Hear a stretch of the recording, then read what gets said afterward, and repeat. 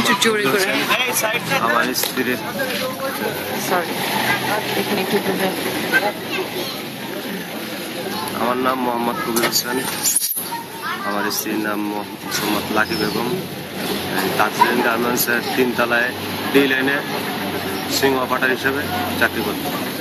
এখন পর্যন্ত তার কোনো লাশ আমি খুঁজে পাইনি এবং বিস্তারিত আমরা বিভিন্ন জায়গায়, বিভিন্ন ডিএনএ, বিভিন্ন মন্ত্রণালয়ে আমরা যোগাযোগ করছি, তারা মানে আমাদের কোনো সুস্থ সমাধান দিতেছে না।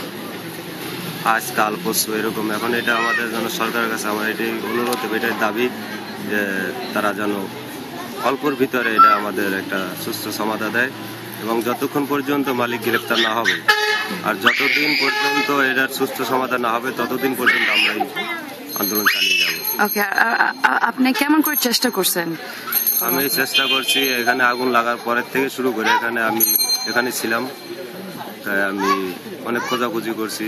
এই বাস ভাই উপরে উঠছিলাম, আমি একদম ছাদের উপরে উঠছিলাম, কিন্তু অনেক লোক আমি নিজের হাত থেকে নামাইছি, কিন্তু আমার স্ত্রীর লাশ পাই না, বাইরে আমি খোঁজাখুঁজি করে পাই না। তারপরে আপনার এখানে যত মেডিকেল আছে, ঢাকা মেডিকেল থেকে শুরু করে যত মেডিকেল আছে, নারী শিশু ডক্টরস মেডিকেল, আপনার এই উত্তরা মেডিকেল, সব জায়গায় খোঁজাখুঁজি করছি, কোথাও পাইনি।